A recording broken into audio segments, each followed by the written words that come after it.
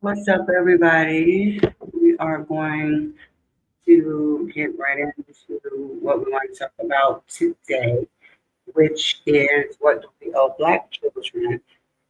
There is currently a panel about to start in the PSA, and so we would like to live stream, add our commentary for the purposes of education, critique, and um, purposes. Good afternoon, conscious, and for the purposes of trying to understand what do we owe our black children, especially our boys. And although um, this said what we're going to look at is our black children, I think that we should expand that to just children in general. So I'm going to go ahead and add this to the chat because we definitely should have conversations about how there's a normalization in the prevalence of assault against also Black boys. We talk a lot about Black girls, and we're going to go into that because if you missed it, we'll go back to that one in June, hopefully this weekend. But for the purposes of today, we're going to watch this PSA. It's actually a world premiere of something called The Barbershop, and there will be a panel. So let's go ahead and let me see. I'm going to share my screen.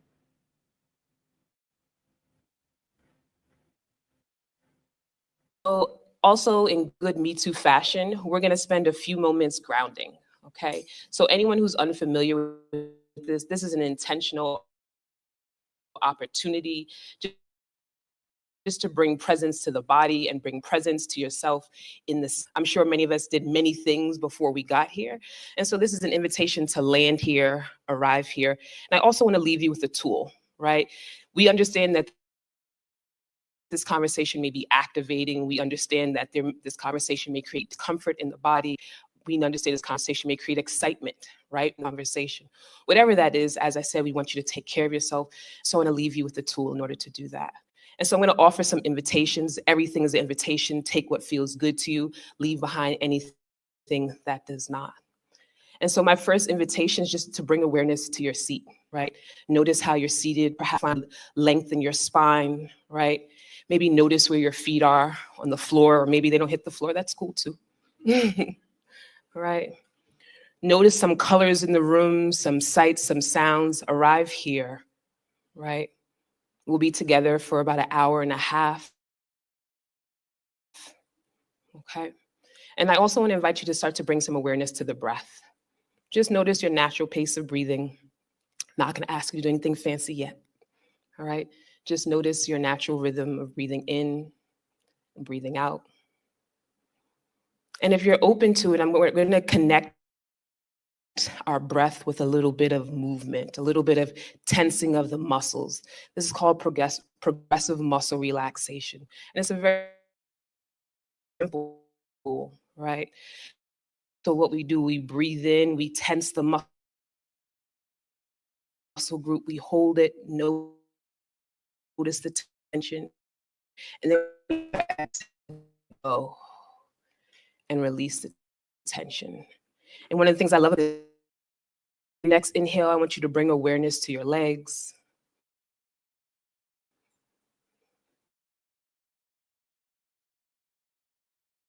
And as you breathe in again, go ahead and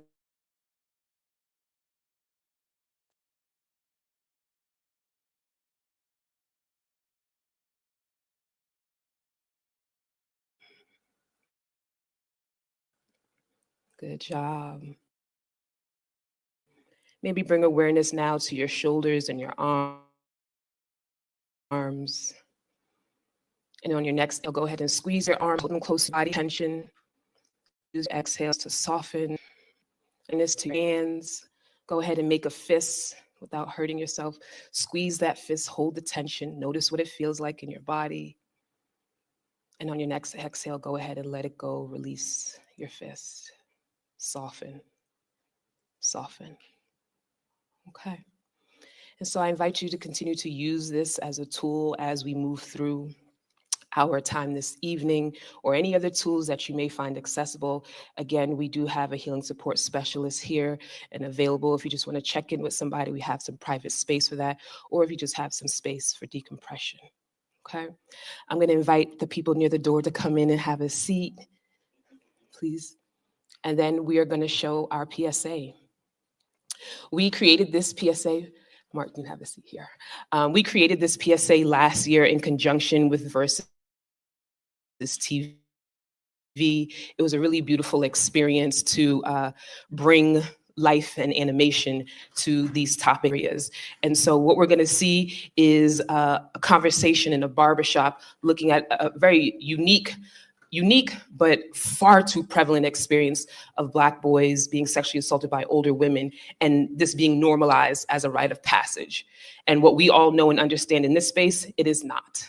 And so I welcome you to the barbershop, and we'll move right into our conversation. Excuse me.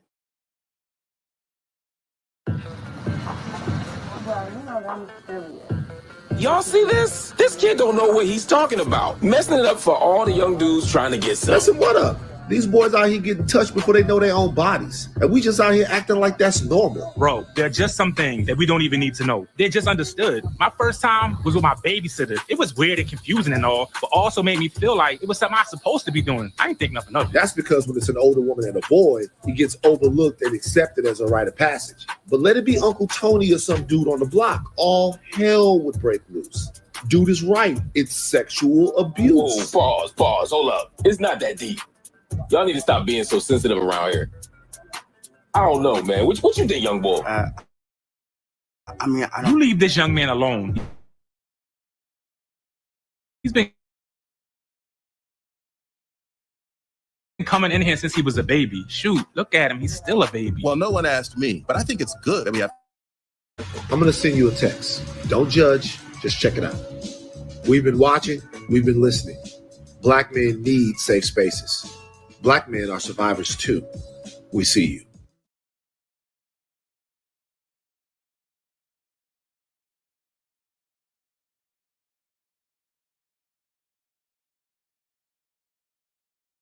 Hold up. It's not that deep. Y'all need to stop being so sensitive around here. Young man alone. He's been coming in here since he was a baby. Shoot, look at him. He's still a baby. Well, no one asked me, but I think it's good that we have conversations like this with each other because this definitely is happening and we don't have enough opportunities to talk about it. Yo, you good?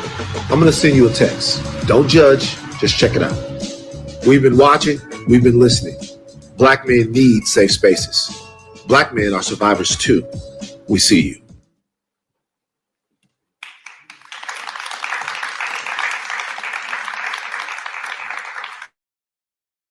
Just want to stop and say we definitely do. That is something that, we know that our Black men don't talk about. And we definitely, and I keep saying Black men because this is where this is. It's in general. It's men in general. So let me let to the Philly folk in the room. Writer, poet, and producer, Vision focuses his talents on unpacking race, racism, mental health, hypermasculinity, and many manifestations of interpersonal violence. In 2020, while the world was in a state of pandemic, Vision got introspective and started writing about these experiences through the lens of his own inappropriate, albeit funny, escapades, and Trasterpiece Theater was born. Currently being developed as an animated series, Trasterpiece Theater was an audience award winner at the American Black Film Festival, Comedy Festival, and was commissioned to show at the Black Star Film Festival, another Philly staple. Now, with over 100 videos and millions of views, Trasterpiece Theater remains an honest and hilarious, unbecoming of age story that continues to grow and praise the deconstruction of the fuckboy. Let's welcome up Vision.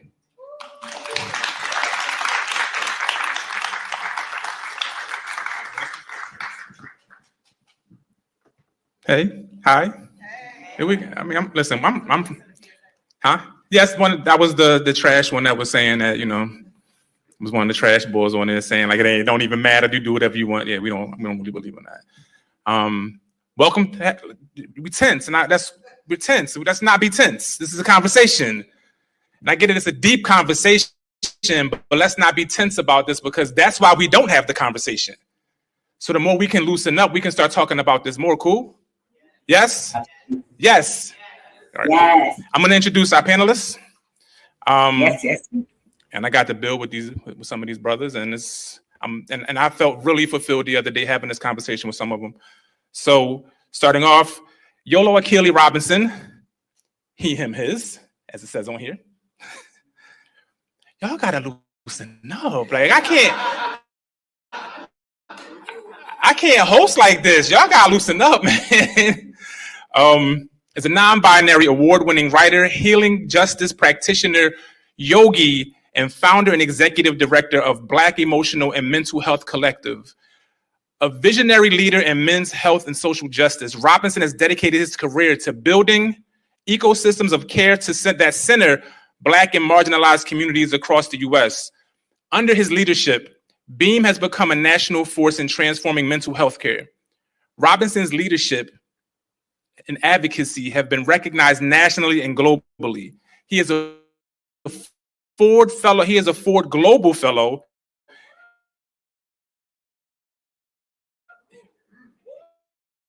Y'all can woo-woo that. If you hear something you like, all right. Let me step from behind here real quick. If you can say yes, if that's what moves you, whatever you feel in your spirit, you can do that. All right, cool. All right. There we go. Thank you. Trying my best. We're gonna do this. We're gonna get this right. Robinson's leadership and advocacy has been recognized nationally and globally. He is a Ford Global Fellow and a Robert Wood Johnson Foundation Health Equity Award winner. Boom. Honors that reflect his impact in reshaping conversations around mental health, equity, and justice. Give it up for Yolo, y'all. Coming up.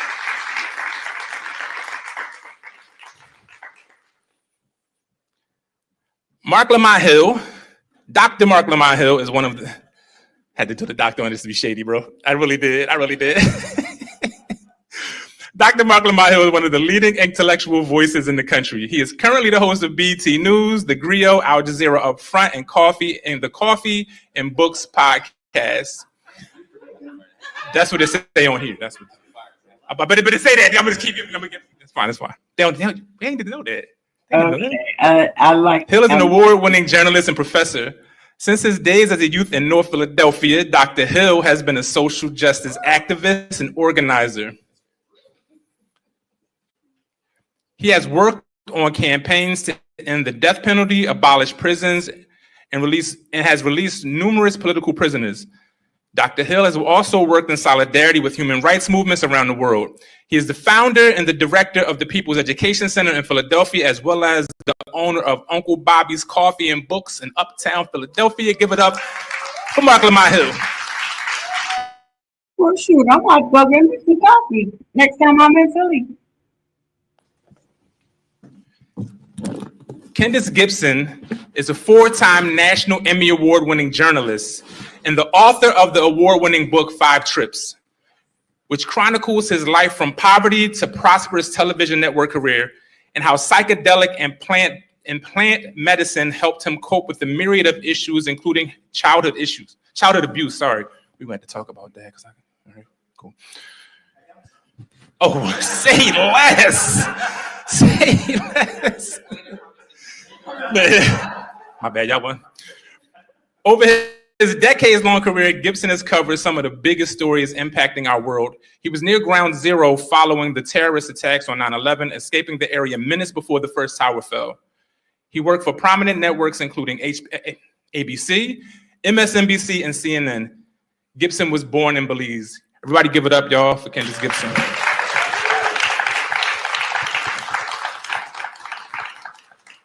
And last and certainly not least, Van Lathan Jr. is a Baton Rouge, Louisiana native and a prominent media personality and host known for his work on TMZ Live. His former podcast, The Red Pill, and his current podcast, Higher Learning, co-hosted with Rachel Lindsay. He's also an executive producer for the Oscar-winning short film Two Distant Strangers and the author of Fat, Crazy, and Tired, Tales from the Trenches of Transformation. Lathan is recognized for his insightful interviews, commentary on sports, entertainment, and news, and his ability to engage in provocative discussions on social and cultural issues. Van Lathan.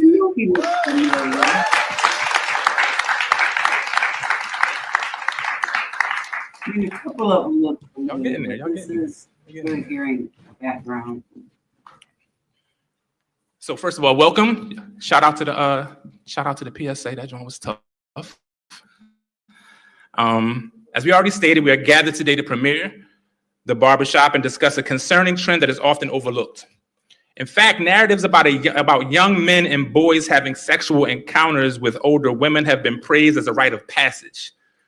I know our panelists would agree with me that that's far from a rite of passage. Oh, my bad. Right. But before we do that, a little, I guess, housekeeping. The core assumptions. All Black men, masculine women, and masculine folks are valuable and worthy of support, love, and care. Do we all agree? Yes. All Black men and masculine folks have learned and can unlearn harm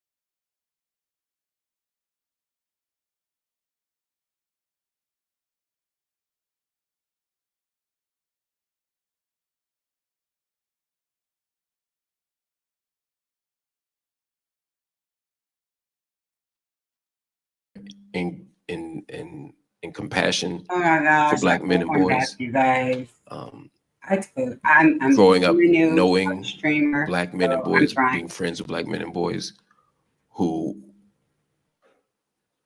experience various levels of sexual abuse, sexual assault, etc., and not having a language to talk about it, not having a space to talk about it, not having mechanisms, not having people like you to help them heal. I think about what it meant to be part of movements as an activist and also as a believer at times in organizations where sexual assault was happening. And although I was too young to be held responsible as a kind of whistleblower, we were all kids, I still carry a kind of guilt knowing and thinking about all of my friends and comrades who were harmed. And I'm not, and I'm finally at a space in my life where I feel like justice for them needs to look a certain way. And for me, that means me being more vocal about these types of issues. And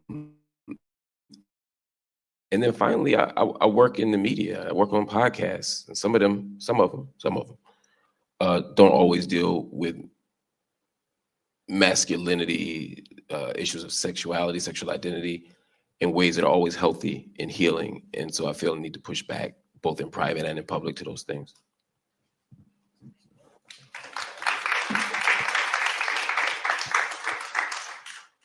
Hi, everybody. Thank you so much for having me here. It is, I echo what these guys have already said. It is an honor to be here. When I got an email saying, would you like to be on this panel? It's like, yes, of course. Tell me where, I'll make it happen. What brought me to this particular spot and space in life and here? I wrote about my childhood sexual abuse, my childhood trauma, my racial trauma, a whole lot of trauma that I've experienced over the course of decades. It's only within the last couple of years that I've come to grips with knowing and talking about the sexual abuse that I suffered at the hands of one of my brothers when I was 6 years old. It happened after my 6th birthday. I remembered it. We were in Belize in poverty, and it went on for a course of a year. I didn't talk about it. I thought it was just something normal. There was something weird that took place afterwards. Once my brother found a girlfriend, I was kind of jealous. And it took me until last year, in talking with somebody about it, to hear that that is a normal thing when you're a victim of abuse. I just wanted to talk about it publicly because we don't talk about it enough in the Black community. And since I'm up on Anchor Pix 11 and for the writing as well, I've learned so many of my friends who are like, oh yeah, like in camp, you know, one of my counselors touched me and we never talked about it. I learned last year, so I didn't name my brother in my book, and I gave a preview to my family members, and one of my nieces said, you didn't need to name my sperm donor. I know that it was him. He abused me until I was 13. He abused my sister until she was in her 20s, and he abused my young brother when he was a kid. And there was a little bit of guilt, not being the whistleblower, that kind of overtook me at that point, but it kind of just fueled me to talk more about it and to normalize it, because by us not talking about it, everybody feels as if we're suffering in silence, and we really are. And it's been part of the healing process for me to speak out about it. So thank you guys again for allowing us to be here to talk about this stuff.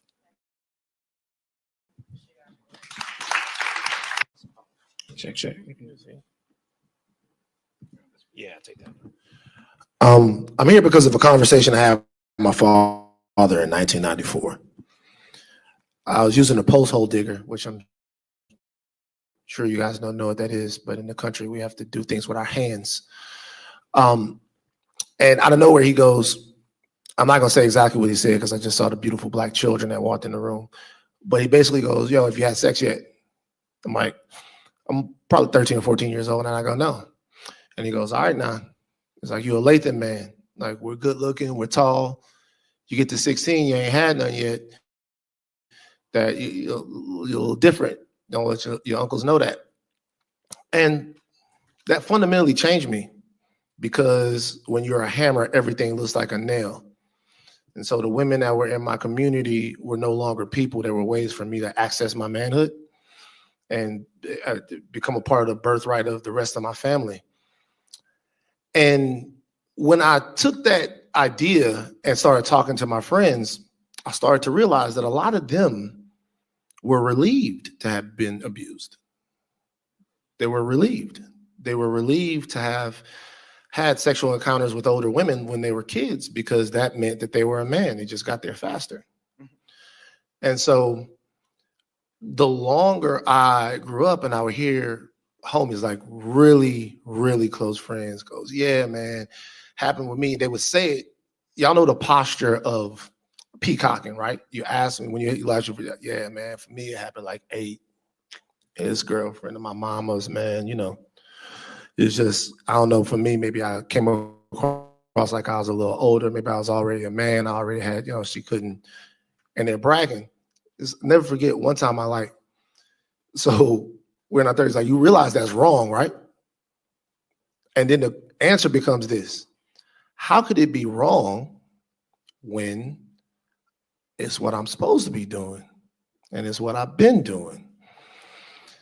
And then I thought about the horror movies that I watch, and the most tragic characters in them are the characters that don't know that they're not safe. And like everybody else, we screaming at the theater, we going, hey, move, move, get out the way, but they doing something else. They don't know that they're not safe. Freddie coming from, Jason coming from, he be moving real slow. I don't see how you get nobody, but they coming from it. They don't know that they're not safe. And that's a profound thing, to not know you have, and then to take that trauma and generationally propagate it, or to process it in a way that's not healing a hole for you. And like everything else in the world that's dangerous, at a certain point, somebody has to say no. So I'm here to help say no.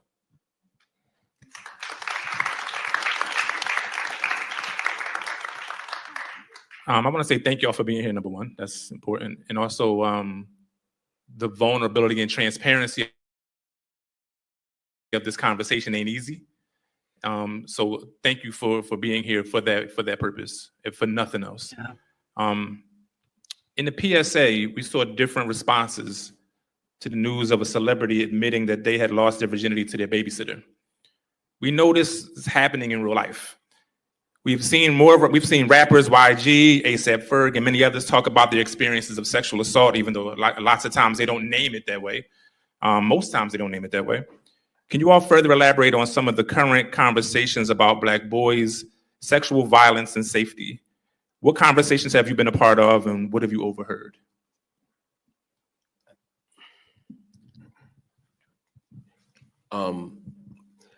I can say from a media perspective, even when I think about the way these stories are covered, it's problematic.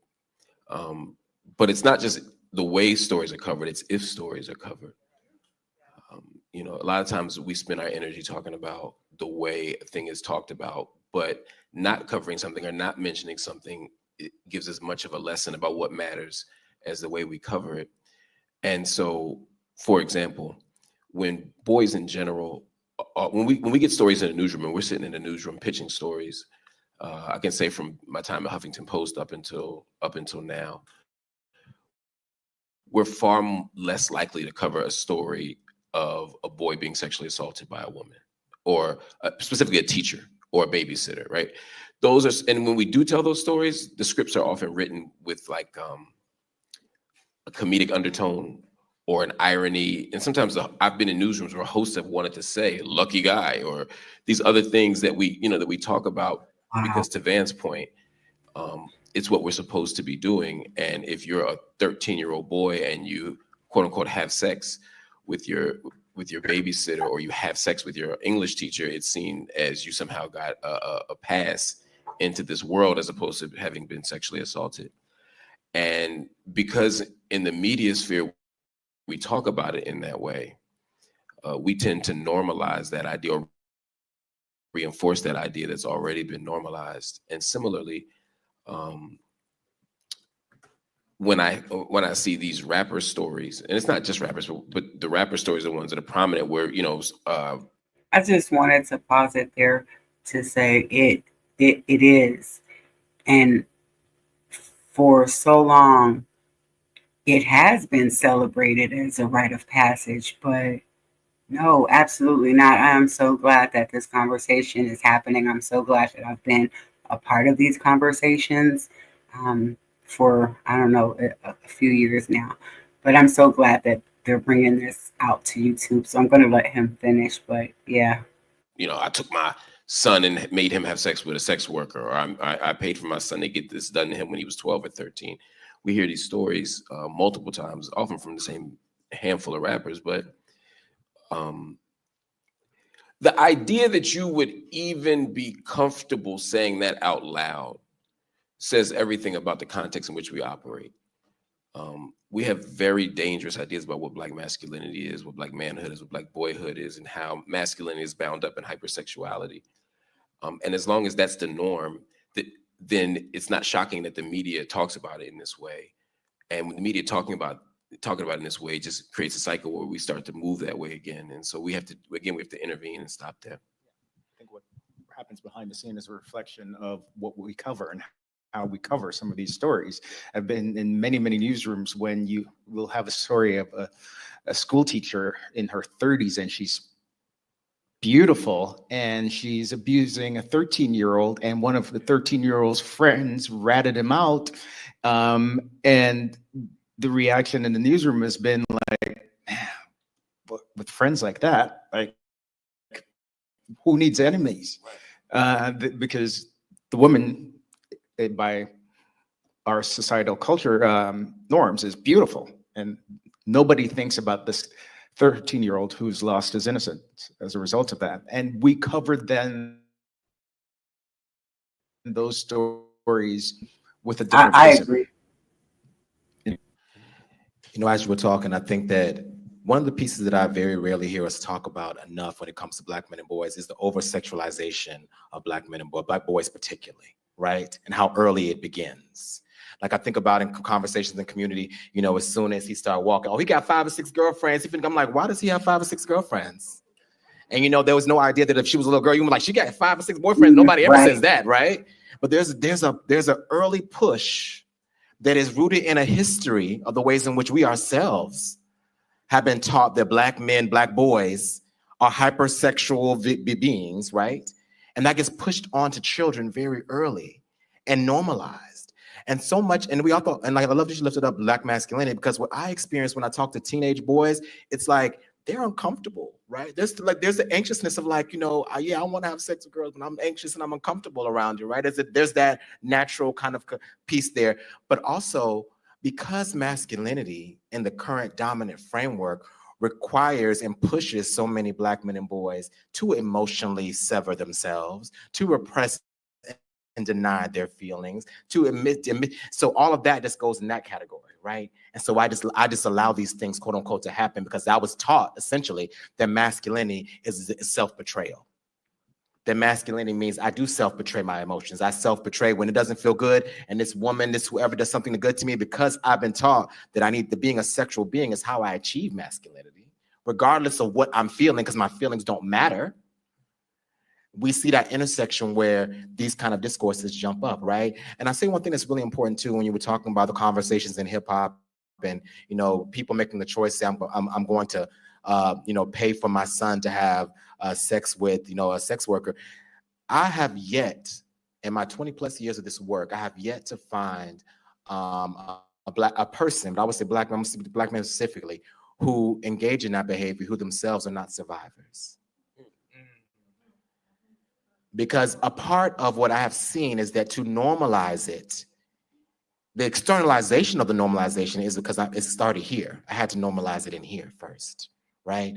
And so then I'm carrying that forward as a coping strategy, as a way for me to manage it. And it's not to say that there are not people who are survivors who have also embodied that, but I have quite frequently, I have come across folks, I can't think of anyone I've come across who has not been like, this happened to me, when you get to the root of it. And I think that's an important piece for us to hold, because we haven't paid, in my opinion, as a community, a lot of attention to the sexual harm against Black boys. It makes you wonder, in this broader context of white supremacy and racialization, what is not being held and how is that harm showing up? And like I was saying earlier, it shows up, I'm telling you, talking to men who are in their 50s and being like, wait a minute, what happened to me?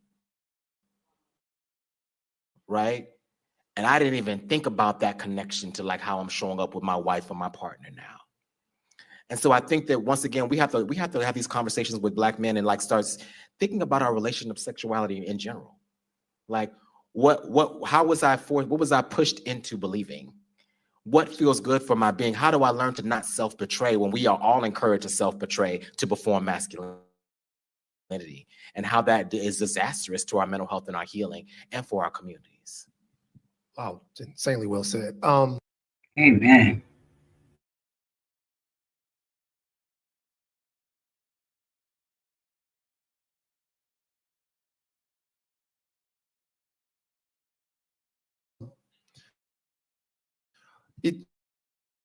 Another part of it for me is the fact that since I was 6 years old, I had a group Be Invincible, teaching me how to be a callous. The world's gonna be hard. We in the South, we Black men. Things were gonna be hard. People were gonna treat me in a certain way.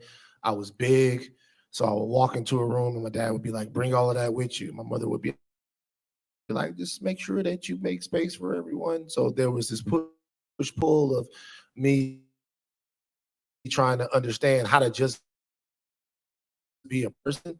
Then what happened?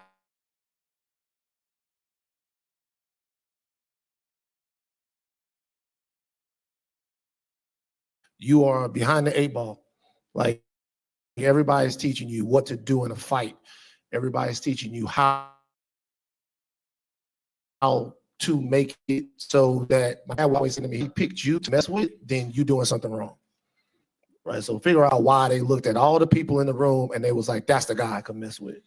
So then people mess with you or things happen, and rather than be embarrassed enough to go, I survived that, and I'm so appreciative of Me Too for using the term survivor. You don't want to talk about it at all, even if it felt wrong. Even if you're living in a society where your strength is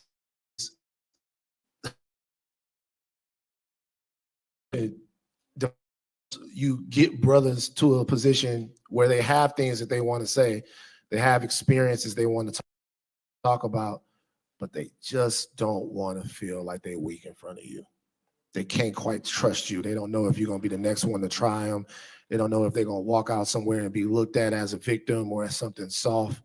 And the power of being a survivor and the power of processing what you've gone through and then passing on your healing to somebody else isn't seen as something that's priority. So the more conversations we can have about the fact that, it was not okay, but you are okay, it just pushes us further to being able to have really full, comprehensive men in the society. And I believe in that, man. I believe in Jason Wilson. I believe in all of the brothers out there that are allowing these young men to cry. Like, Yeah. bad, man. I'm off my lecture pro. I apologize. And so I believe in the ability to I just believe in these young men being able to not have to hide from themselves. My bad, man. No apologies necessary. No apologies, none. There is something that Yolo brought up that at this point, that civilization that takes place from the parents Now hear me out. And I didn't realize it until this very moment. I have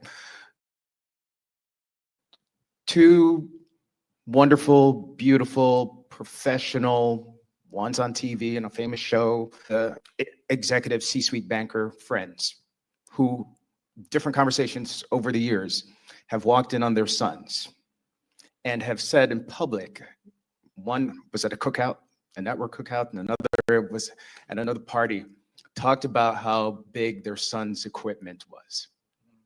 One was 13, one was 15 at the time. And it wasn't until that moment that we were talking about it, I'm like,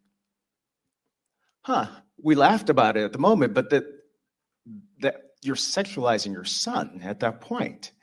They were discussing as a proud mama moment, but it really is an odd thing that I think takes place beyond those conversations that I've had with people. Absolutely. I think it's a lot more common. And I think that than we think. And I think one of the things that I have been, and I think that you as a historian, as that you might feel what I'm going to, is that, you know, we are so adept and aware of the history of Black men and the narratives that have been put on Black men's sexuality, right?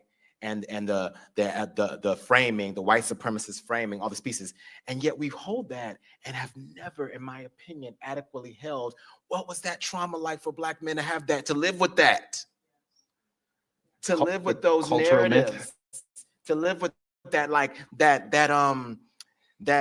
animalization, for lack of a better word, right, of our sexualities for so long. What is the psychological, emotional cost of that when you are dehumanized? Because so much of what you're talking about, Van, what we're talking about here, when we talk about masculinity and healing, is like we're trying to, white supremacy has taught people who are Black men, that we can only have this corner as our true expression of our humanity, right? That it's only to be tough, to be hard, right? That comes out of white supremacy. And it's also a coping strategy that our families have used, right? To survive insurmountable circumstances. But a part of what has to happen is, like this piece when you say about crying, is about how do we give back and expand the range of what it means to be a man and what it means to be masculine, so the crying is not weak. Like, you know, the crying is a part of the process. That I'm not responsible for someone's behavior that it did to me outside of my consent, right? That the work is to reimagine masculinity and make it broader, because a part of what rigid patriarchal masculinity has done to us is it has stripped us of our humanity. We can't cry. People are defending against a pain, right? We talked about that. I keep going back to that because I know you see a lot of these conversations too. Well, I'm like, why they're defending so strongly against, no, it's not assault, it's not assault, it's not assault. And underneath that, often, in my experience, is I can't hold that. I don't have the intrapsychic capacity to hold that was what happened. Because then now I got to hold all these things that have happened to me, right? Yeah, wow. A term that, and this ties into our next question, but a term that Mark said that I don't remember hearing much, if ever, and it ties into also with Van was saying, is Black boyhood. How often do we hear those two words together? It's always young men. And that's why the narratives around when Black boys die is Tamir Rice was a young man instead of a Black boy. And that ties back into what you were saying earlier, Van, about, you 15, 16, it's time to be a man. And oftentimes that comes sexually. They ain't talking about paying bills. They ain't talking about being pillars of the community in those ways. They're talking about having sex. So that word stuck out to me throughout all of your responses. Like I don't ever remember hearing that word often growing up, Black boyhood. Oh no, I agree. I think part of the dehumanizing aspect of white supremacy is to deny Black children childhood.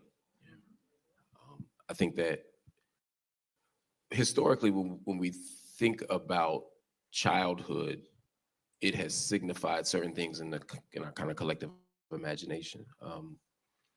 Innocence, safety, play, imagination. And if we were to get more concrete, like not having to work, freedom. And when you think about what it means to be a Black child in this country or anywhere in the white supremacist world, you're constantly getting denied those things. From the beginning of this peculiar institution of slavery, Black children often forced to labor. When you think about notions of play and imagination, often that is the first thing that's stripped of us, right? Even the language of boy, like you said, the young man, or we say, look, that's my little man. What's his nickname? It's man.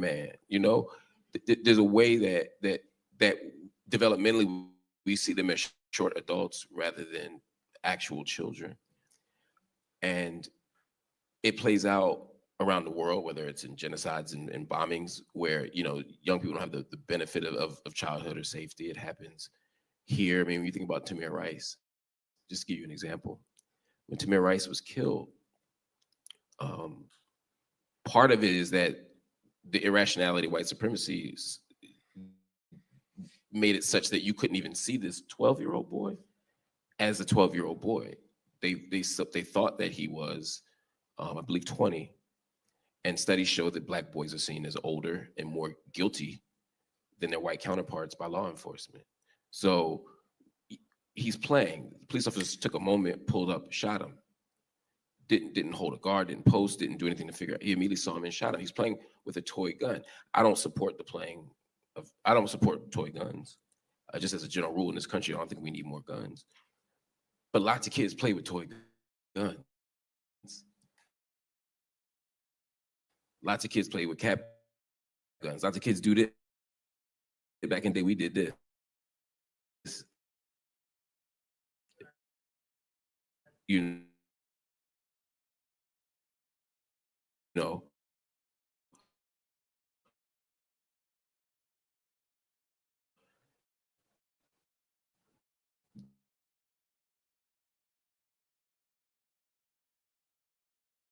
Seen as short adults, so they're seen as hyper masculine, they're seen as perpetual, and this happens to Black girls too. I mean,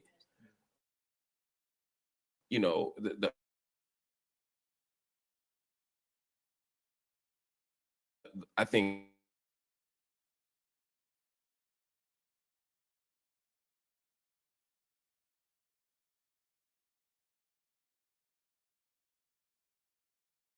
you always are ready for sex because, like man was talking about, because that's what you. Of it is really profound because man, these people was doing their best.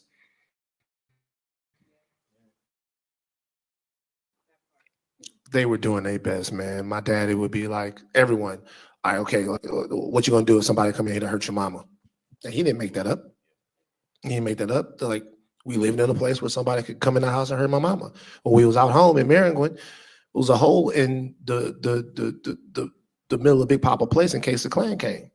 And it really didn't matter what age you were when they came. You had to fight or you had to die. So all of this becomes like boyhood is like what you do in your spare time. Like you learn how to do all of the things that make you a contributor to whatever community you're in. You learn how to till the ground, use the post hole digger. You learn how to shoot. You learn how to hunt. You learn how to do all of these things that are rites of passage for a young man. And then when you by yourself, you play with your comic books. And then they even tell you, okay, put that away. Let me show you what the real world is about. And they trying their best. They're not in any way trying to tell you anything other than what they feel like has worked for them. And a part of all of that is being an expert in burying your shame. And so like it's a reactionary way of rearing something that you know is in danger. So when a man or a young man can't properly put in context his feelings, it's because he's never had to think about them before. He's only had to think about the things that make him valuable or worthy to the surrounding men around him. So the hard part is to change that set of values. The hard part is to change what makes you comprehensive. Because another part of this is that this abuse and these secrets and this shame is we give this back to our progeny, and then we give it back to our community. When what we really want to do is talk about it and hold each other and support each other, but we want to feel safe doing it. And that's still the thing when we're talking about particularly young men who are abused in this way, that I come to spaces like this to get the answers to. How I can just get them to confide in me. Man, I don't want to get them in trouble. But one of my little young bucks one time, it came to me and showed me something that he had in his phone. And it was him with some little girl that went to school with him. And I remember looking at him, I was like, I don't know why. I don't know. I was like, take a step back. I'm like, what made you think that you could show that to me? Like, what made you think that I'm gonna look at that and be like, oh, damn, you the man? Like what made you think that you was gonna show that to me and I was gonna say anything other than, I'm gonna talk to your father about that? And not in a way, need to talk about the responsibility that you're having for yourself, how you're respecting your body and how you're respecting hers. So what am I doing? Am I taking myself serious enough? Am I taking you seriously enough? Am I taking this relationship with you as an older dude seriously enough? Those answers for myself, because I still have to relate to them and still have to be able to like mold them and give them the space, but I don't ever want to feel like I'm lording over them and not giving them the opportunity to talk to me about things that might be going on with them. Very important. Absolutely. You know, as you were saying that piece, you said what made him think that he could share that picture with you, right? And I want to hold that in a structural societal container, right? And when I say that, I want to say that, like, you know, kind of what I think both Mark and everyone's alluded to on this panel is that so much of what Black boys are taught is that to achieve manhood, you have to dominate women, you know, for sexual women. And there's an idea that if I show you I'm dominating women, if I show you I'm having sex with women, then I will be validated by you.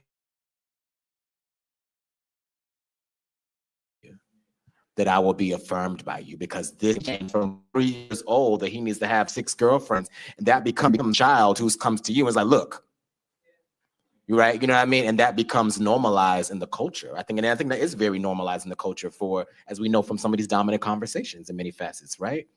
Another piece that I want to hold to that I just always think is so important is holding the grace and holding the context of the people who raised us. And I say we can hold grace and context and also accountability, right? There's a way to say, hey, Dad, some of the choices you made, some of the behaviors you showed up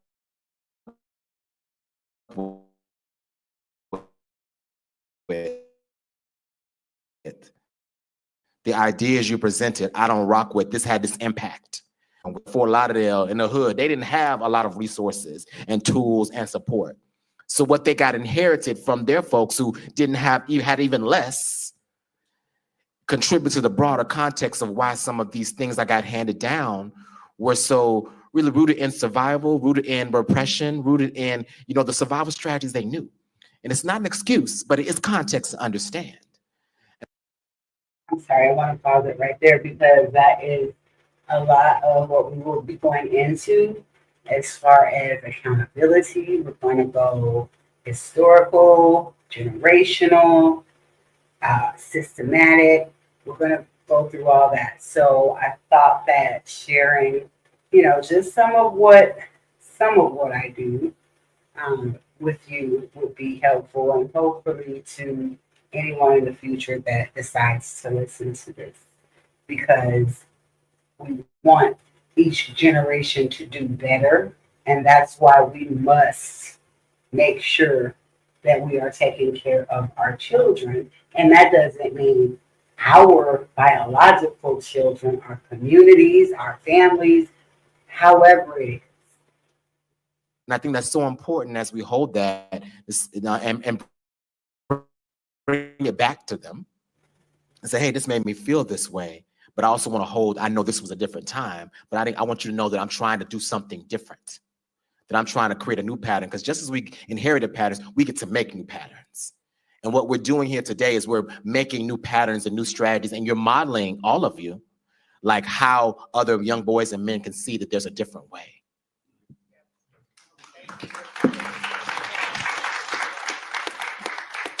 I think it's important that like Van, you saying, you having that moment, like, what energy was I giving out that made you think that that was okay? That's a really strong moment to have, like, of self-reflection. But that ties back into what you were saying, Yolo. I think there's something, having that moment of transparency and self, and just a quick excavation of what how did I show up is important. I think that's what we all of us need to be doing that in a lot of things in life. And I think that kind of ties into the next question about tradition. And for better or worse, tradition plays a significant role in the perpetuation of rape culture. And rape culture is defined as, forgive me, y'all, it's getting heavy for me. Some things are coming up that I'm thinking like, damn, some things I never thought about. And thank you for that.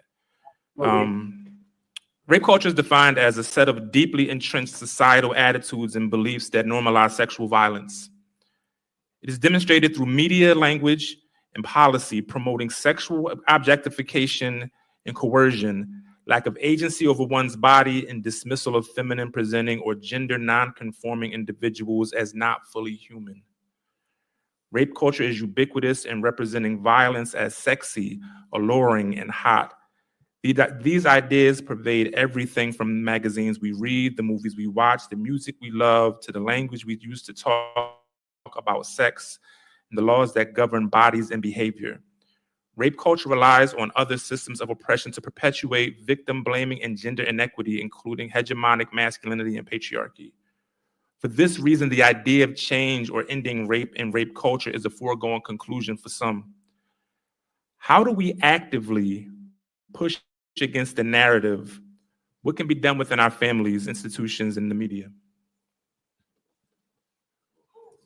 Small. Yeah, I know. That's all?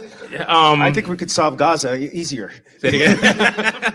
And I realize that's a heavy, that's such a broad thing. So anything within that question that you feel like that it's either spoke to you or you feel like you want to then rock out? I'm going to say this, and it's going to be difficult for some people to hold, but I had a conversation with Dr. Evan Auguste, who's a psychologist and a colleague, and we were talking about how we have to start looking at how rape culture is showing up against Black men in different ways that have been normalized, right? And we were talking about specifically an individual who gave me permission to share a part of his story about him and his wife at the time, and how there was this push that he wasn't sexual, he didn't feel sexual, or he couldn't show up sexually, couldn't get an erection, and the push and the pressure to do that, and also the shame that was put on him about that.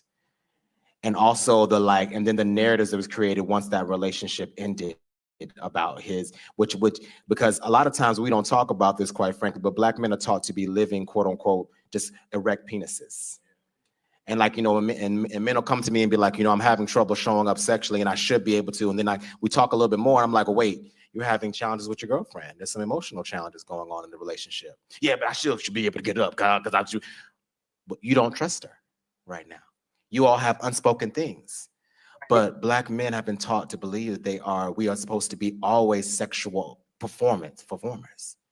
And so there's this culture that often shames Black men for not sexually performing. And they often sometimes, well, in my opinion, it looks like sexual assault for straight men sometimes, for gay men sometimes as well. Like when you're being pushed to have an erection and you don't want to have sex, but you feel that push to do that. These are conversations that I think that there's a lot of shame around in our community, right? Because the shame is like, I couldn't get it up. Something's wrong with me. Yeah, and I just want to stop it there because, men, I'm not saying all men, but some men do view themselves, like I should just be able to, do this. And there is, and, I've seen this on the Book of Faces, which is why I don't go there very often.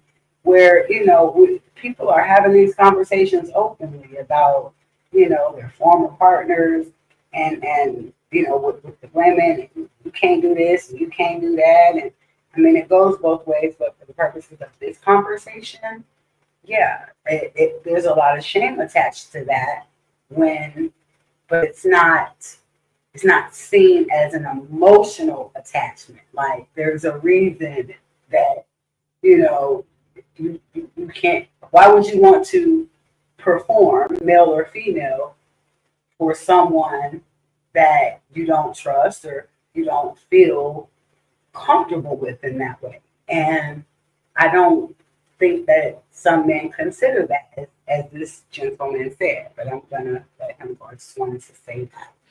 And not holding that, like there are men who've come to me and said, like, I felt that emotional violence and shame from women, and I don't know how to name that.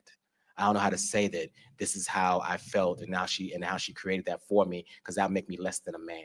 And so I think when we talk about rape culture, we have to like hold it in the broader context of sexism and all these other pieces, but we also have to get nuanced. Well, how is rape culture showing up against Black men and boys?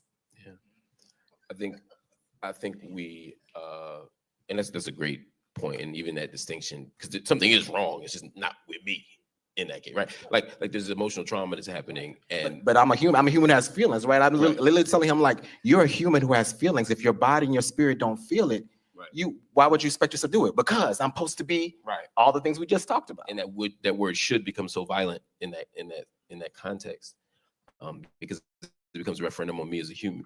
Am I worth, as opposed to all these things that put me in that space. I was thinking about, partly because I do a lot of anti-prison work, I was thinking about the prison as one of the most normalized spaces of sexual violence.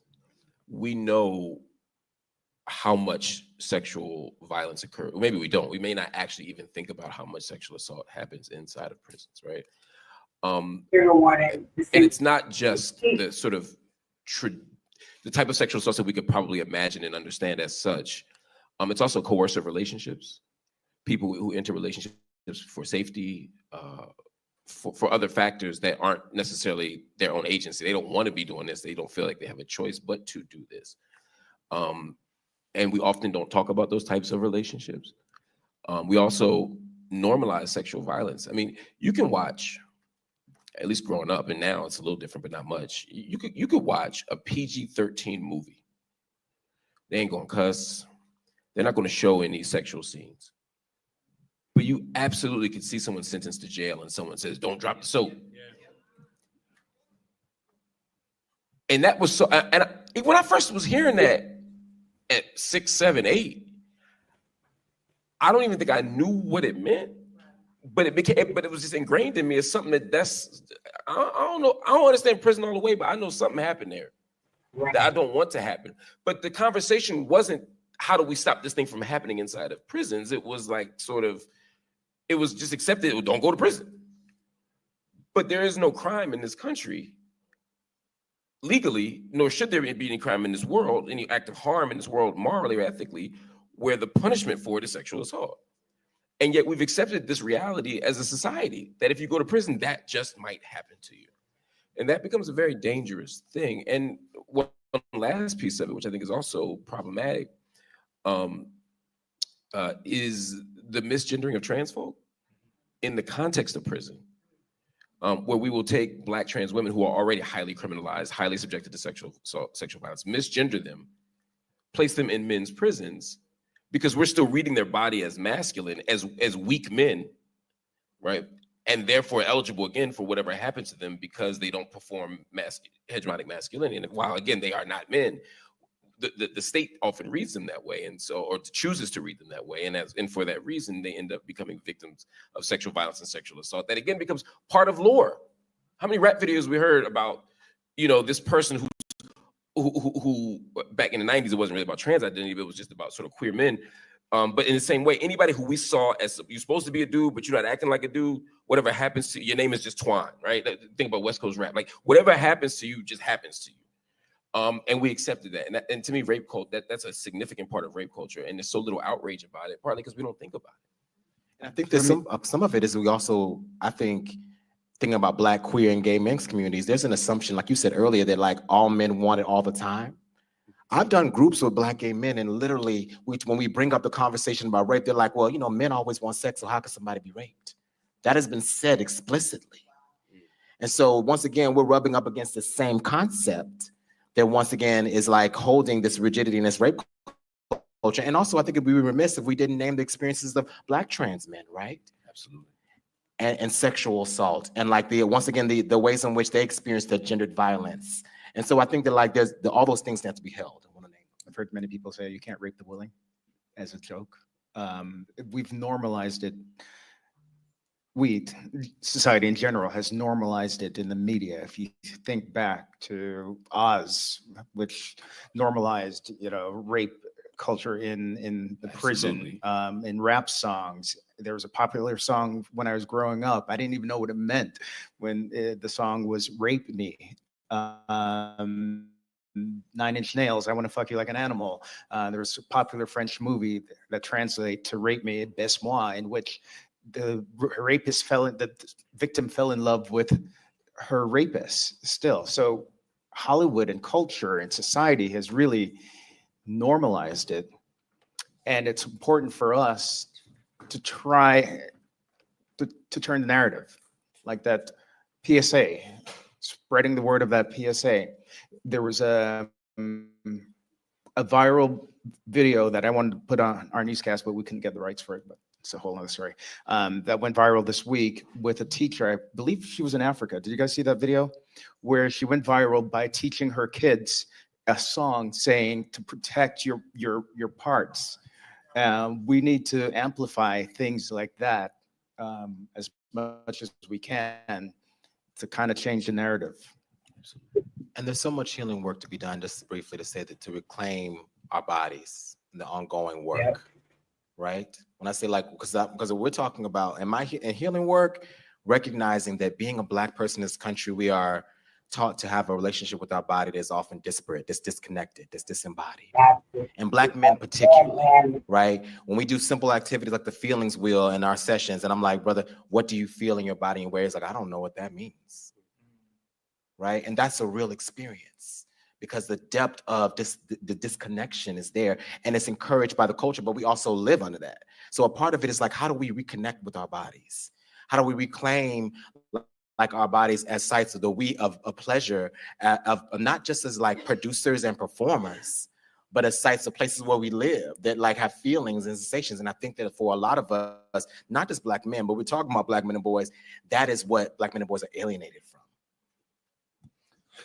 Yeah, the reason why there's like a reference for me in almost every single conversation point that we're having. When my homie Graham, who went to Berkeley liberal, when he first said the term rape culture to me, I fought him for like 6 months. There's no way that I wanted to believe that was a thing. He had to be like wilding, right? It's like we talk about, we go to the Bayou Classic, girl walk by you, what's up, Red? What's up with that? You know what I mean? Like, you're not, like, there's such a cultural acceptance of some of these things that are that, like, I could not believe that the person that I was, or the group of men that I really looked up to, were capable of being a part of something that really needs to be examined. So like I took it as not I took the existence of the term as an attack on me personally. And it took a long time, like, for me to be like, all right, cool, let's have a real conversation about like what kind of men we want to be and how we want to show up, and whether or not we want the people that are around us to feel protected and whole, and like what that means and what the responsibility of that is. Because the bar is so low for how, see a kid every now and again, everything else, you're good, right? You know what I mean? So like, the fact that my responsibility was more or greater, or maybe even aspirational in a way, to really kind of examine some of these things, felt like an attack, like he was attacking me. So having cultural conversations around how we unshackle each other is spending so much time fighting for freedom from somebody else, spending so much time fighting for freedom, for freedom of environment to eat, from persecution. Boy, fighting for freedom from each other is a different set of circumstances, and I really haven't figured out like how to do it, like how to really talk about these things in a way that's executed when you're trying to help them. But I'll say that like the more normalized the conversation gets, the more people feel like they have the opportunity to talk. When you hear people, you hear things that they don't like certain things. They do have feelings of inadequacy. Real talk, when I was on the yard at Southern, a homeboy of mine, to your point, had been with this girl, and she gave him what's called a BDR. If y'all don't know what that is, it's a bad dick report. It's a funny term. You can laugh. All right. So I just mentioned that. And I also wanted to touch on, just having these conversations of openness and just transparency, just learning about ourselves, what he said, freedom. We fight for freedom, for this, for that. But what about unshackling each other, no matter what color you are? So I'm going to get back to his story. When he was 7 and he got a BDR. No, a BDR. And I remember talking to him and him being like, I know y'all having fun with this, but like I'm on campus and people is looking at me, bro. Like he's like, I know that y'all having fun with this, but like I'm on campus and people is looking at me. And he goes, I don't know if y'all know, but Jason died. Jason was murdered, man. And like we had lost a friend. He was like, I wasn't thinking about. He was like, what I'm supposed to say? I'm supposed to go to you and tell you that like I'm feeling all of these things and I just don't feel good right now. I just don't feel good. He's like, I wanted her, but I just don't feel good. And I was like, damn. And then I cracked some jokes. Because don't really know how to get through it, don't know how to like respond to him as a person. So I think about all of these examples, and he would never remember that now, but I remembered it, of just people, black men being thought of as less than people, about what they can do, about how they can perform. And then you think about them as young boys, and when do they just get to express who they are, what they are, and what they want, and be able to like ask questions about that. And how many of us have ever thought about the BDR as a form of sexual assault and disrespect? Like, I mean, look, thinking about that for a moment, right? You're going around saying that, like, talking about someone's sexual prowess, power, with lack of whatever, and how that could feel psychologically for the person. You know what the thing is about it? I want to pause it there because I want to say up until probably 2018, when I really started getting into the sexual advocacy and domestic violence advocacy lane, I did not think of things like this as sexual violence, sexual harassment. I didn't. It was through learning. It was through listening to many people, just regular, everyday people, just in work and learning the advocacy. I didn't know. I didn't know. So I am so grateful to have, found this space among some others, but where we really talk about these things. And so these are the types of things that I would like to talk about, not necessarily sexual violence, but it definitely needs to be discussed, and we will touch on everything. But it's a lot bigger than that. There are a lot of other things that lead to, the way that we feel, men and women. But again, I want to try to keep this just to the men, and we can have a more general conversation. This is just really an introduction into, the things that I want to start talking about, because we all need to focus, and I say we all, and I include myself in it. We all need to focus on ourselves, make sure that, you know, we're mentally healthy, physically healthy. What we have to make sure what are we feeling? Things like that. But let's get back to this. When I think about it though, is I thought it was fair, powerless. Like I thought it was fair. They get drugged through the mud, you know. That's how I looked at. Like they get drugged through the mud. They get the sexual choices they make get litigated in front of everyone, and they're vulnerable. They have and nobody. So I thought maybe that's how I looked at it. And I think the piece that we have to think about is like, there's always this broader context of misogyny and sexism we need to always be cognizant of, right? But I think what I hear sometimes when I hear that argument is that like, this makes it acceptable. Like, you know what I mean? Because so it makes it acceptable that we can talk about this brother's body in this way, that we can do this, and that's okay because patriarchy. But I'm like, well, isn't because patriarchy the reason you're talking about this brother's body in this kind of way? Maybe. So maybe like, but like particularly when it's in the context of and I think it's particularly when it's in the context of, how do I say this? When it's been using to because I've seen it, you've been used to dehumanize. Yes. I want to make sure make that distinction. I think I know this isn't the main point, this BDR thing.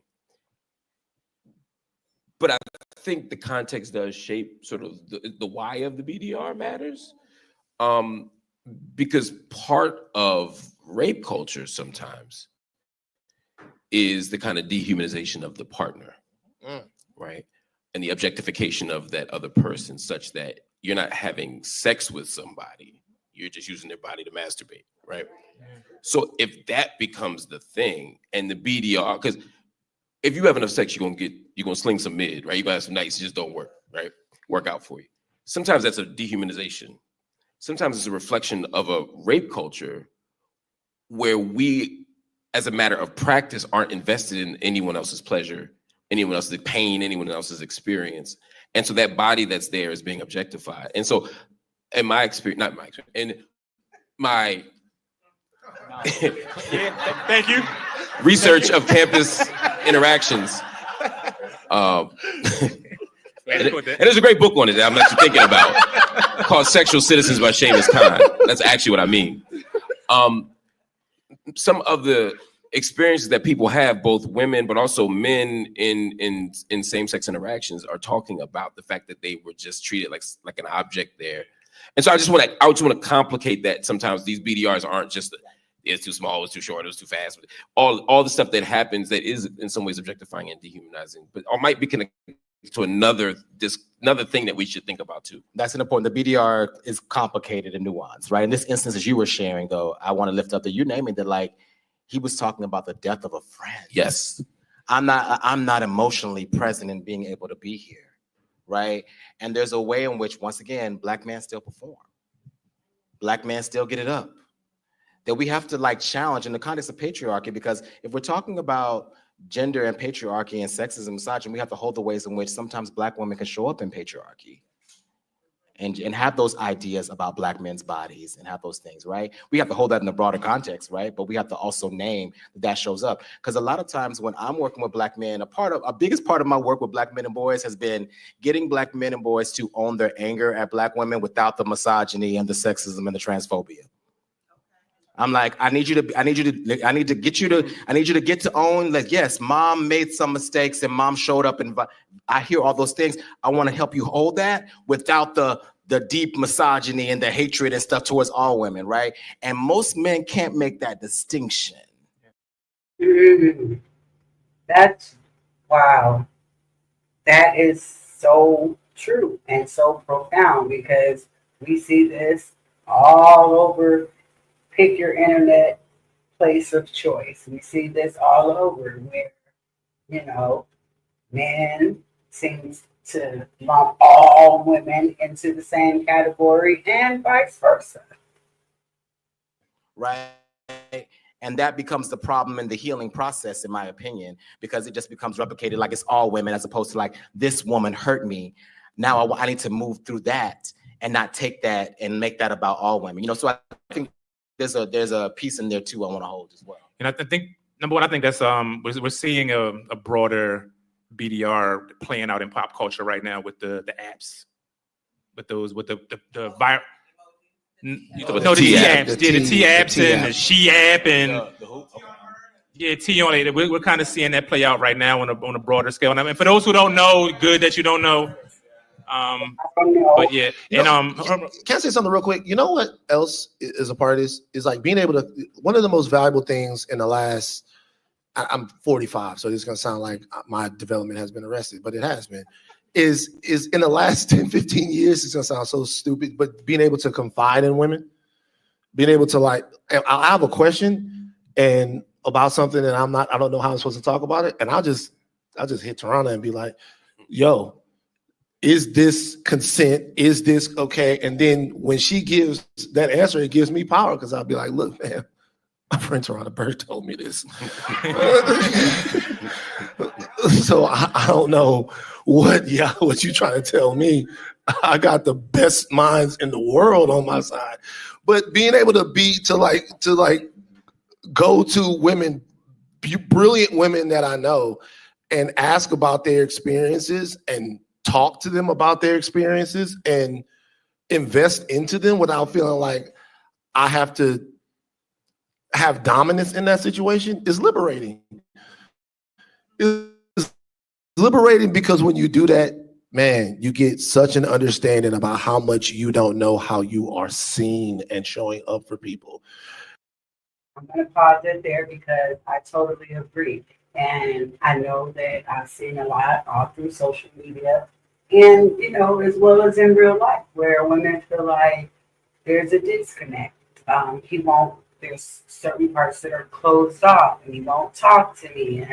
And all of the time that it's not because they're bad or they're hiding some secret against you. It's just they don't feel safe about certain things. And that is one of the things that I learned pretty early on, just because I got married when I was 16. So something that I had to learn pretty early on that, you know, it's a man has to feel comfortable and to understand that he does have feelings and be able to feel those and understand that that is normal, that people are human. And so I think sometimes, man, like in these situations, we're having these conversations amongst ourselves and I want better tools for us, but I also want to involve our sisters in these conversations as well, because I feel like it's invaluable information that you get. And I want to be able to include some folks in the crowd in the conversation as well. So we have a little bit of time for Q&A. Who's gonna, so if you have a question, just line up at the microphone.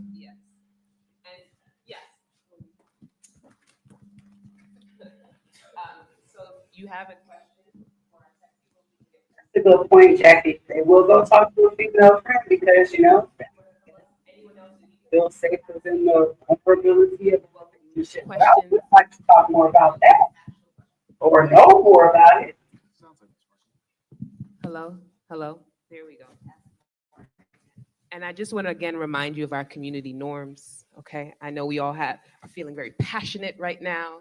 And we also want to honor time and that we want to make sure we can get to as many voices as possible. And that's what the panelists do. No pressure. Hi. First of all, just thank you for having this conversation. It's so special and very vulnerable. I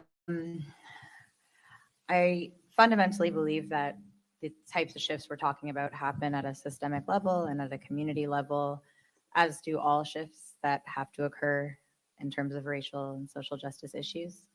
But what I'm hearing from you guys that's really special is an opportunity with the next generation, also on an individual level and at a familial level, and with starting with things in the home in terms of not perpetuating generational cycles, things that were said either consciously or unconsciously by your fathers or by other people's fathers. How do you think, when we talk about systemic change, it obviously happens at different paces in different places, and it's not just one massive whoosh whirlwind of like, oh, we've changed, we've upgraded our society. How do we balance if suppose all four of you are fathers and you're all having conversations with your next generation and you're teaching them how to sort of operate in society in a different way than you, but then those little boys go to school and their fathers maybe are not having those same conversations and they're having still the more destructive ones. They may, if they stand up to and say, you know, my daddy said that you shouldn't talk about this way, or, you know, that da-da-da-da-da, they may encounter once again that cycle because now they're being told and reflected upon, oh, you're weak, you're a pussy, you're this, you're that.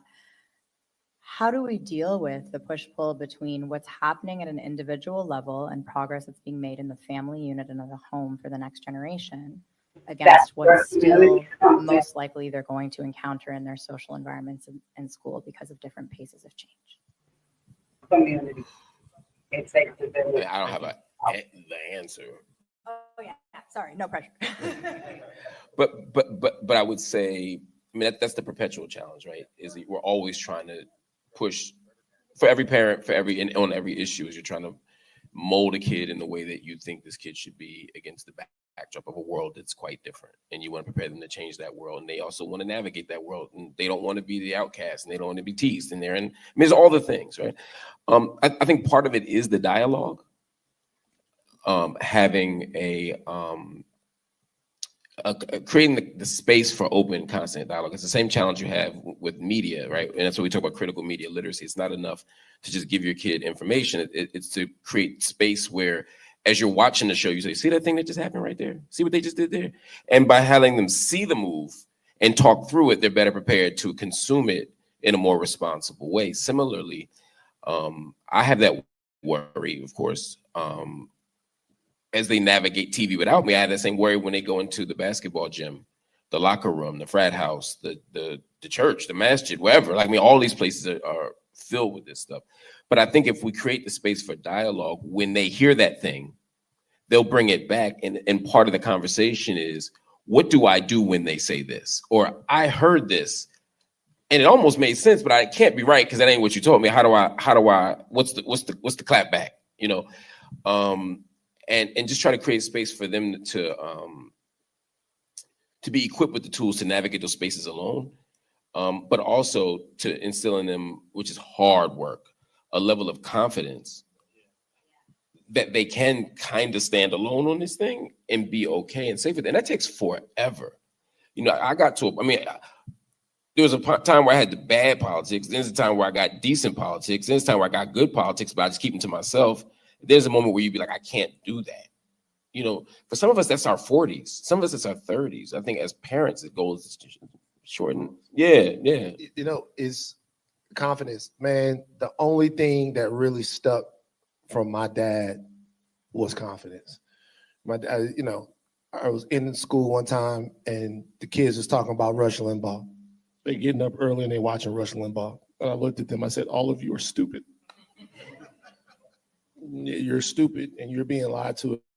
My daddy told me that you're being lied to. I was confident enough for the social contagion to not affect me, but that was because, for better or worse, man, he was present. He was there. He was active. He was involved. He was a manicurist.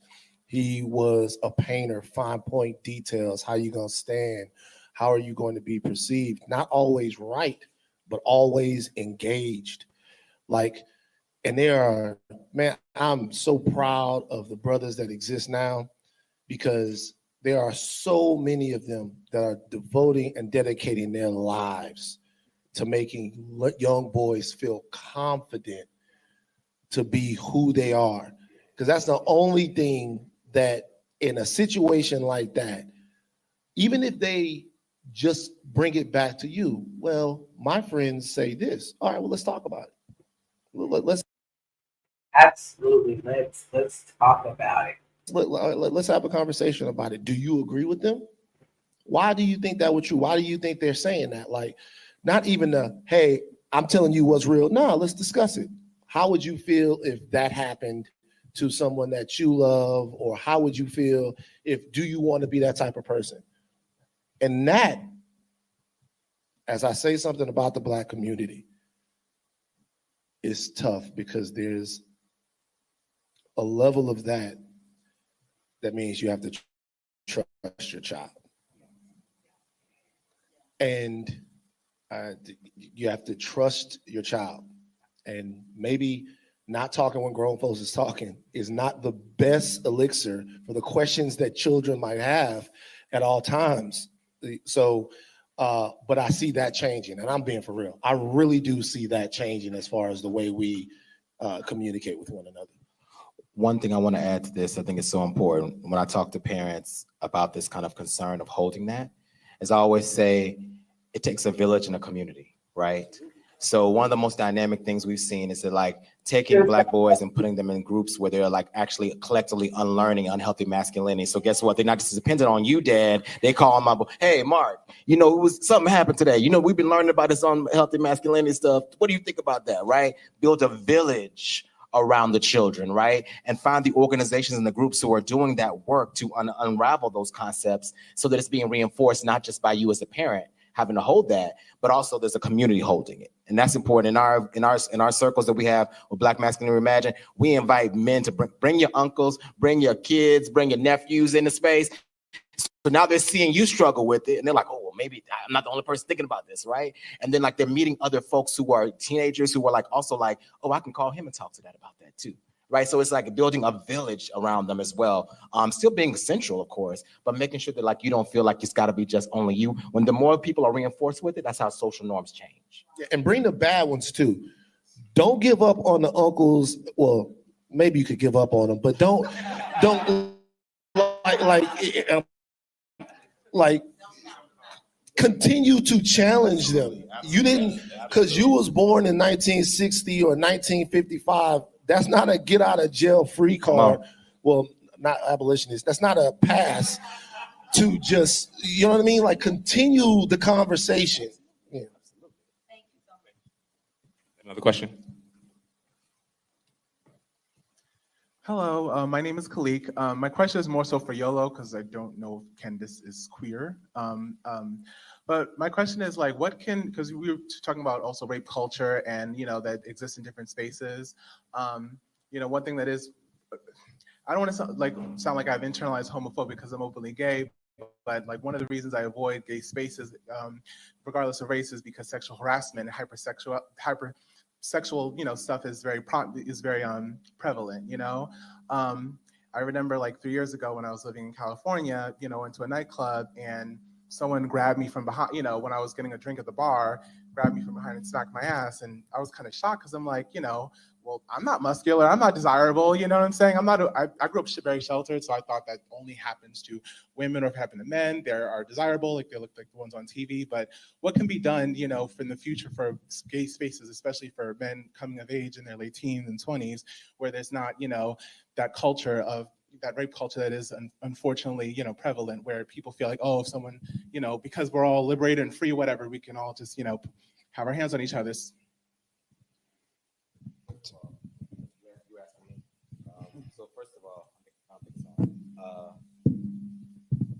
first of all, sorry that happened to you. It's happened to a lot of us, right? This conversation that we've been having is further layered by the nuances of what happens in Black gay men's communities, right? The ways in which many Black gay men I've heard explicitly say, all men always want it, so there's no way the rape can happen here. And it's a further kind of like entrenchment of the patriarchy within our own circles, where we once again believe that Black men's bodies are just hypersexual and the men always want by. So you go into a gay club and immediately it's all this kind of attention on you. And that's composed as sexual liberation as opposed to not consent, right? As opposed to like, you know, rape culture. And I think we have a lot of work to do to have that conversation. I think there's a lot of trauma in our communities. And I think what happens for Black men in general, but for many Black gay men, is that sex becomes the one thing that we get to have, quote unquote. And so there's so much banked on sex. My self-esteem is banked on how much sex I'm having, sex performance. My psychological well-being is all that. And so all that energy gets pushed behind it. And there's a sometimes fear of being self-reflexive around those behaviors, right?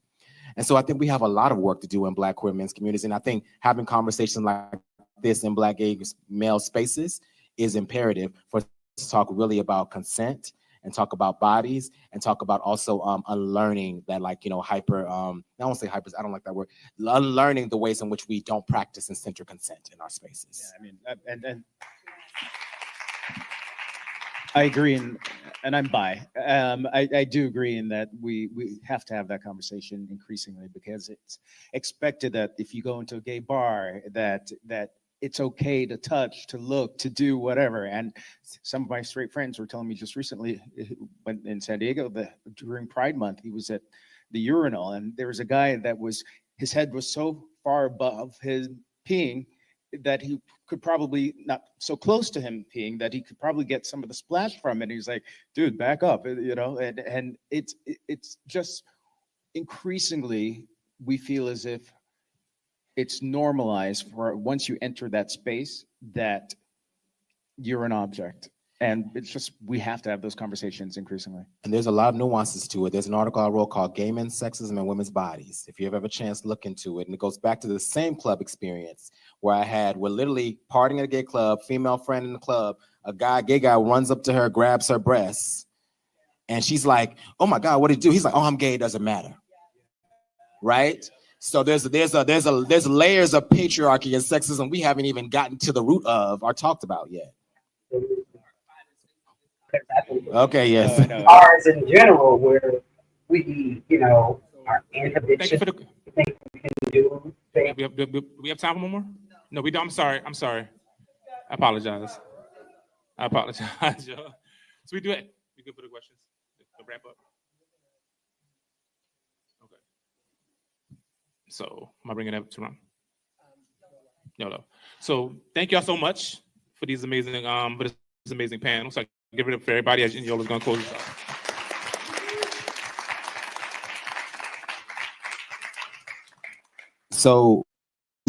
So we've opened up a lot of different things, right? And I want to close this out thoughtfully, but also want to make sure that I name that when we talk about the reimagining Black masculinity, each of you are representations of that. What you are doing and what you are holding is sacred and important and necessary and ancestral in the context of us reimagining what could be possible. And so I want to make sure that we honor that, because that labor can be isolating. It can be hard and difficult. And I just want to make sure, can we just give a round of applause, just name that work that's happening here. At all of our events at Beam.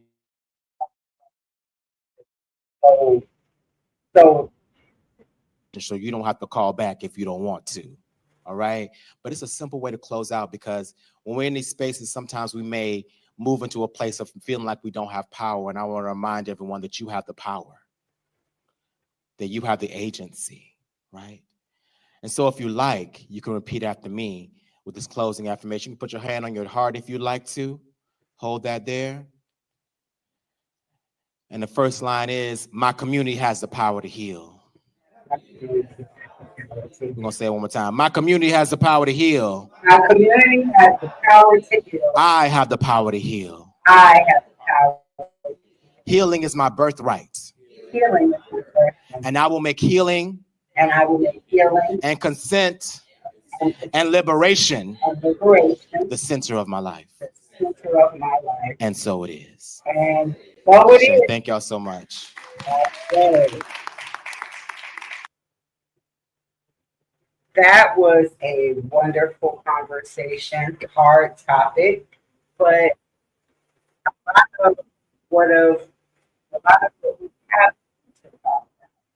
So I appreciate the discussions around this. Again, I appreciate the men who hold space in these conversations, who held different beliefs at different times in their lives, and our understanding. And I'm grateful for, what I have learned since really immersing myself in this movement and, professionally.